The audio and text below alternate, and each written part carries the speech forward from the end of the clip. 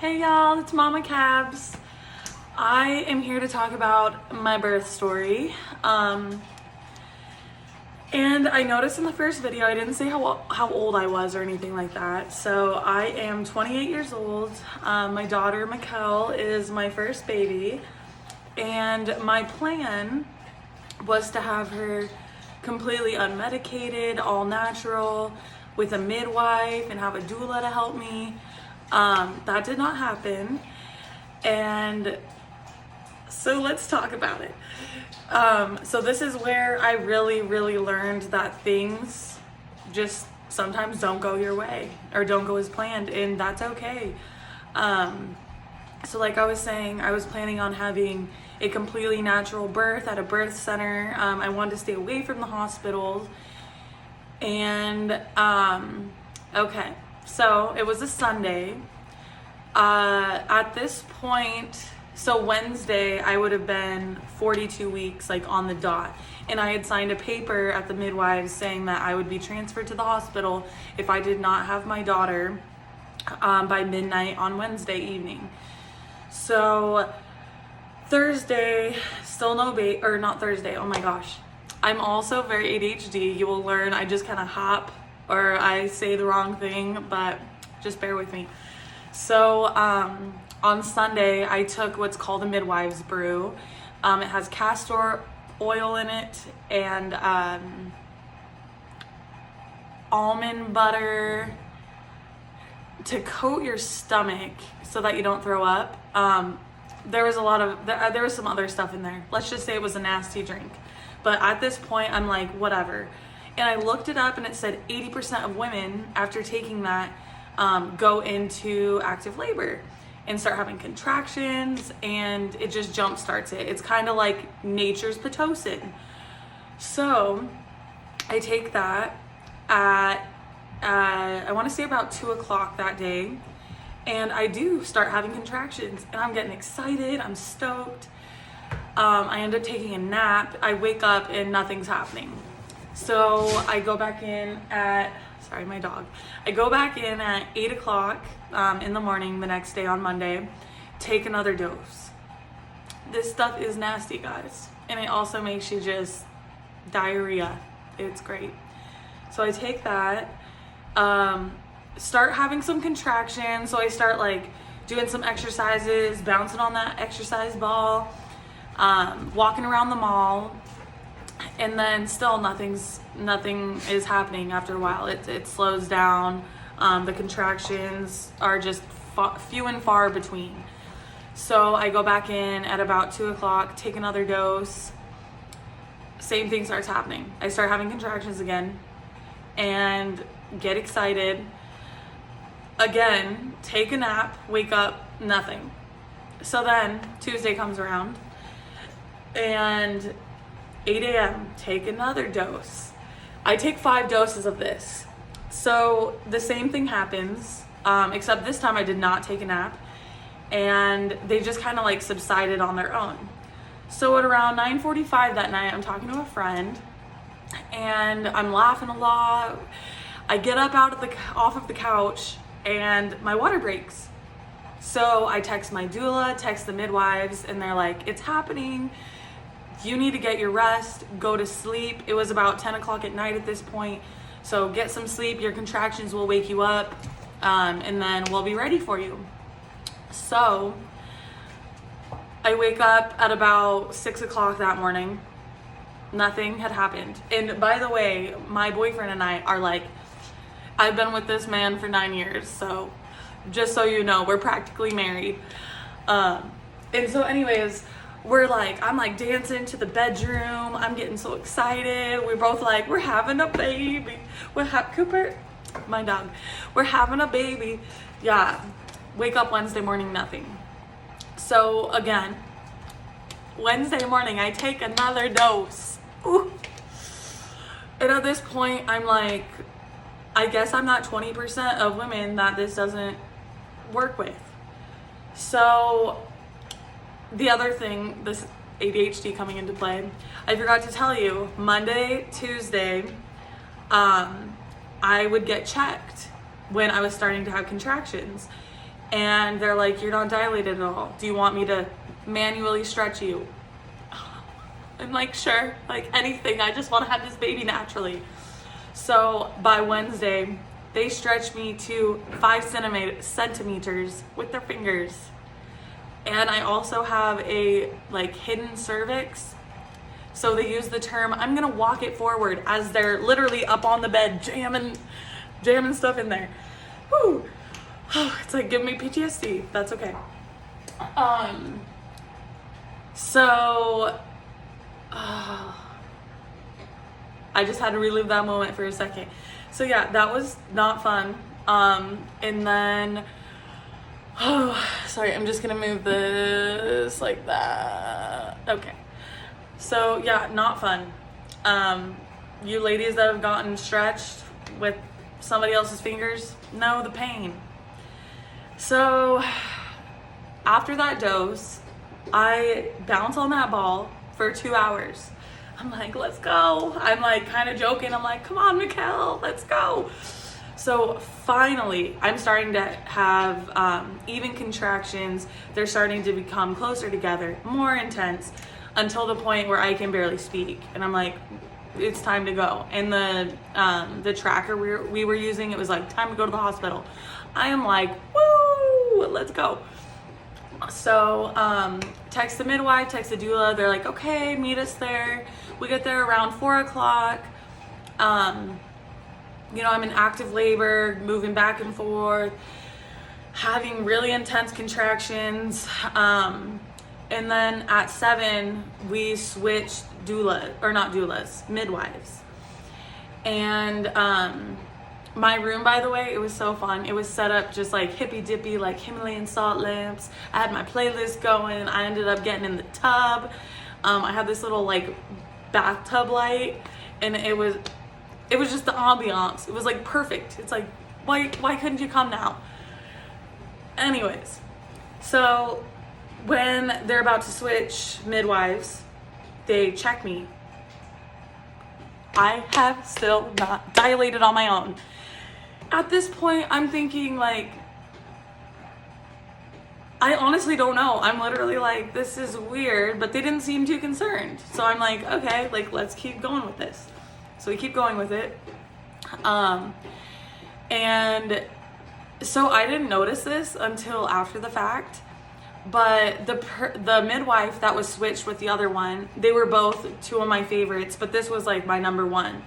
So at 7 o'clock, I had my favorite midwife, and she's pregnant as well. She was like 12 weeks, I want to say. But I didn't notice her there at all, really. It was her student that was there. And this student was amazing. Like, my husband, I call him my husband, even though we aren't married yet, was giving me counter pressure. The doula was giving me counter pressure. And then when she would give me counter pressure, like, I felt that relief. And counter pressure is like the hips. They push on your hips. And it cuts the contraction down by like 50%. So she was amazing. And she was just like, come on, mama, like rooting for me. So I don't even know what time it is at this point. I'm just like, oh my gosh, I've been in so many different positions. I'm hanging on this, I can't remember what it's called now. I want to say gazebo, but obviously that's not right. It's this long scarf that Emran, who's my boyfriend, had around his neck. And I'm just in a squatting position, pulling. Okay. So it's about 11:45 and my favorite midwife comes in. And in my head, I'm like, wow, like, I don't think she's been here this whole time. Weird, but okay, like, just happy to see her. So she checks me. This is after being in active labor since 4 o'clock that day. Actually, earlier. She says, I have not dilated anymore. I am still at 5. She's like, I mean, I could say, 5.5 centimeters, but no. I'm like in disbelief. And then she starts saying, some babies aren't just meant to be born here. Like, that's okay. And I'm like, no. Like, I do not like the hospital system. I did not want... I'm also just scared of hospitals in general. I'm terrified of needles. Like, do not want needles at all near me. So all I'm thinking is, oh my gosh, I'm gonna have to go through this all over again, but at the hospital in a place that I'm very uncomfortable. And so I'm just bawling. I'm just like, no, no, no. My boyfriend is just holding me, like, he knows what's about to happen. He knows that we're in for a night. So the hospital was literally less than a minute drive. It was right there. And we did that on purpose just in case something did go wrong. The midwife came with us. The doula came with us. I'm like walking down and I'm just like, wait, you know, having contractions all the way through. And in my head, I'm like, what are these contractions even doing? Like, I'm upset now and I'm exhausted. I'm just so exhausted. So I'm going to try to shorten it now, but I thank God for the amazing nurses that were there. I'm bawling. I'm saying I'm so afraid of needles, and they are reassuring me. She's saying, it's okay, mama. Like, we're going to get the best person in here to help you, blah, blah, blah, blah, blah. And the lady comes in to do the IV, and she's like, if I can't find a good vein, I will literally, we can go and get like, she said like an x-ray or something to find like a good vein. She was saying she's not gonna dig in there at all. And so I'm like, okay, thank you. And in my head, I'm like, thank you for not making fun of me. Like, I'm this 28-year-old woman about to go through labor and I'm scared about a needle. But that's just how my fear goes. So they do it. I honestly didn't feel anything. And I'm just like hugging her. I'm just like, thank you. So they give me two options at this point. I can either get a C-section, because at this point I'm like exhausted, or they can give me Pitocin to try to, oh my gosh, bear with me. Dilate. I wanted to say dilate me. And at this point, I'm telling her, I'm so exhausted, like, I can't do this tonight. And she's like, okay, well, your water's been broken for almost 48 hours, so we need to figure this out. Because, yeah, it was Tuesday when my water broke, so Wednesday, now it's Thursday morning. And I'm like, okay, which, by the way, by the time I had Mikkel, my water had been broken for 50 hours. Okay, so they're like, okay, we're just gonna do, and so I talked to my boyfriend and I'm like, C-section. Like, in my head, I'm like, they're just gonna put me to sleep. I already have the IV, so I'm thinking no pain. That's really all I was thinking. And he's like, do you want to see your baby being born? Like, our baby? And I'm like, yes. It's like, okay, we got this. And I'm like, okay. So they start the Pitocin drip. Oh, again, my ADHD, I'm skipping around. I got an epidural. They offered an epidural. They said that the Pitocin was gonna make the contractions really hard and strong, and I was like, I can't deal with any more pain today. I'm terrified of needles, but let's do it. So again, I'm telling the guy who's doing my epidural, I'm terrified of needles, like, I don't wanna see it. He's like, it's okay. All I felt was that little zing that you feel down my leg, and I was like, okay. So then the Pitocin drip happens, and I try to get some sleep. I wake up, and I had not been pushing that button that helps give you more of the medicine for the epidural.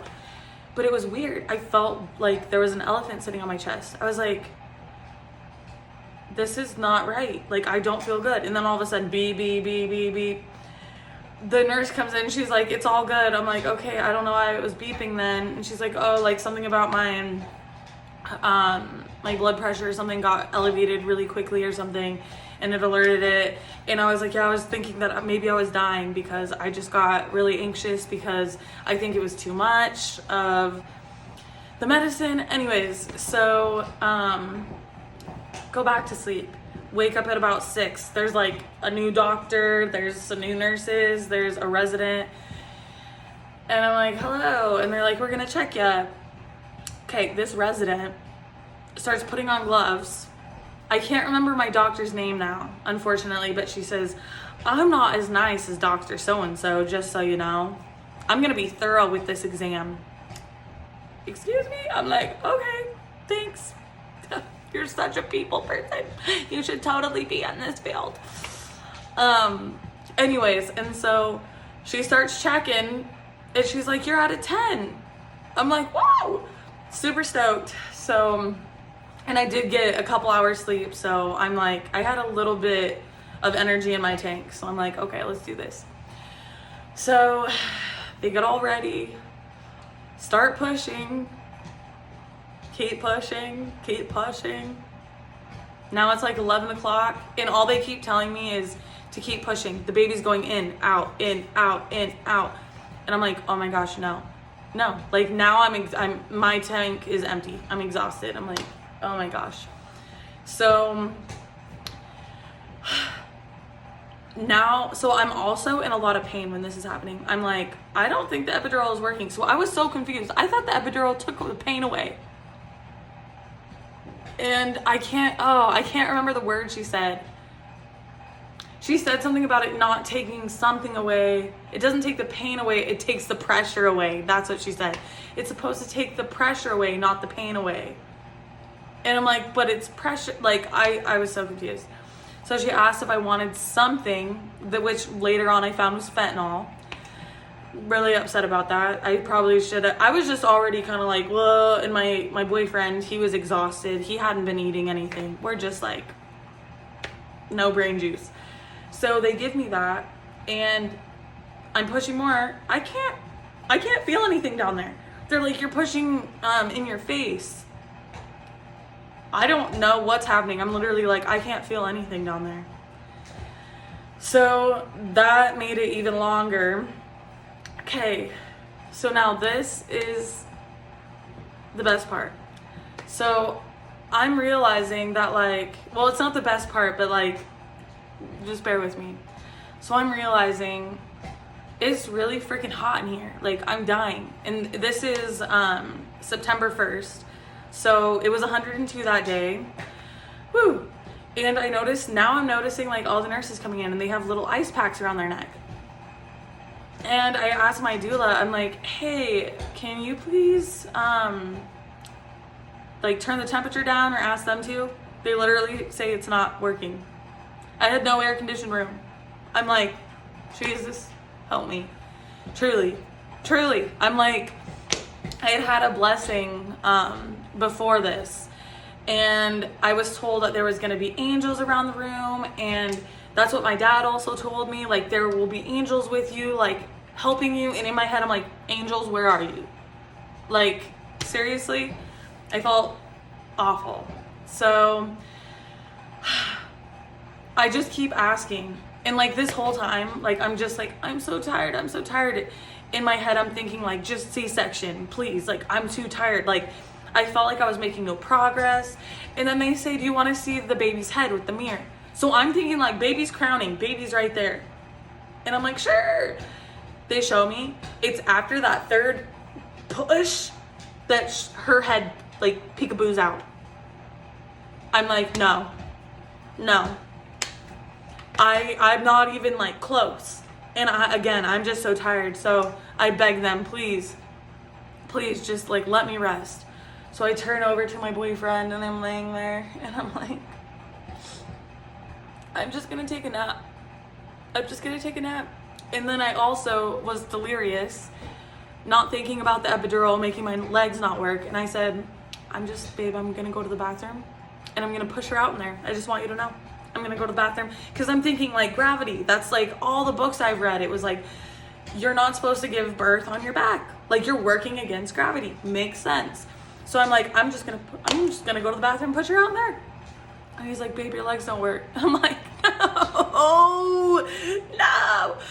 And so, anyways, then I start just paying attention to like the surroundings around me, and the music that my doula was playing was very like lullaby-ish. And I need some like pump me up music, like get this baby out. So we start playing Push It by Salt and Peppa. we're playing it. Nurses are coming in. We have like 10 people in there now. And they're like, what's happening? Like, this is kind of cool. You know, now like the vibes are coming up. People are like dancing. I'm like, okay, oh, push it real good, you know? And then all of a sudden, they're like, you just broke out. You just got an infection. You broke out in a fever. And it's from my water being broken for 50 hours. And they're like worried about baby now. And I'm like, oh my gosh. They're like, baby's fine right now, but like you need to push her out. And I'm like, I'm trying. Nope, I just want her to hang out in there a little bit longer. Like, what do you think I'm doing? So pushing. Keep listening to this song. Now they're like, okay, baby's in danger. We need to suck her out. So they start putting together the vacuum. And I'm not kidding. I was like, my baby ain't getting vacuumed out. So I was like, oh. She comes out. Hallelujah. She comes out. And at this point, I don't know. I'm just not there. Her head was so like disformed because of her going in and out of the birth canal so many times. Holy cow. I don't notice, but you can tell the doula was recording my boyfriend when she came out, and he's like thinking, he told me later, he's like, nobody prepared me for this. I thought she had a tumor on her head. Like, she was blue, the cord was wrapped around her neck. And so I'm just like holding her. I'm just like, you know, my baby, I'm so happy. And then totally forget. Like, I was so happy at that point, but she had to go to the NICU just because she did have a temperature of like 103, I want to say. I think it was 103 or 102. But she was very healthy other than that. Like, when she came out, they were like, wow, you just birthed the toddler. She was very long and 9 pounds, 3 ounces. So, but after they start like, you know, doing that thing where they're kneading your stomach, I forgot about delivering the placenta. I'm literally like, this couldn't get any worse. Like, I am so grateful, but like also my baby's not with me. And I'm like scared. My doula's there, but I'm like, and then after the placenta comes, after like 20, 30 minutes, they had to sew me up. And the resident who was like, I'm not gonna be nice, putting on her gloves, is the one that's gonna do it. And I'm just like crying in my doula's freaking shoulder. I'm just like, help me. So she didn't mean to show me, but like she should have warned me, like, hey, look away, like I'm gonna what's the word, Cooper? I'm gonna make it so that I'm gonna numb the area. And I'm thinking, like, I literally was like, do you have any like ointment you could put on there instead of like a shot? I'm like, I'm already tore up down there, like what the heck? And they're like, no. And then in my head I'm like, just let me bleed, like I don't care, like my body will fix itself. Like, I was just so crazy at this point, delirious. So finally she starts sewing me up, and she's like, and I'm like, and I'm like, I don't think like it's numb enough. And the doctor that was with her was like, no, I think you are. And I'm like, it hurts so bad. And she's like, do you want me to do it right? I gotta do it taut. And I'm like, this lady should not be working with humans. What is her problem? Like, whew. We reported her, by the way, because that was not cool. So I get sewn up. My daughter was only in the NICU for an hour. She did not get the infection that I got. I had to be put on IV antibiotics after that, and then we were there for 2 days. But you know what? I have a beautiful baby girl now. And that really made me grateful for modern medicine. And to be honest, if I would have had her at the midwives, I don't know what would have happened, because I would have had that infection still that probably would have commenced. And then the cord wrapped around her neck, which I know that they're trained to do that, but still, yeah. So that's my story. It was a lot. I haven't told that story in a minute, but thank you for listening. I'm gonna sign off now, and then I'm gonna keep trying to post every single day, but we'll see. All you mamas know it's hard to get away. She's napping right now. But yeah, she just learned to roll over. Crazy from her back. So sometimes she'll just start crying and I'm like, what? And it's because she's like on her stomach and she won't use her arms sometimes. Her arms get tired or something. She's got her arms back here and she's Superman and she's like, ah!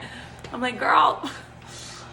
So we need to learn how to roll back onto her back. But anyways, I hope you guys have a great day. Again, thanks for listening to my really long story. Yeah,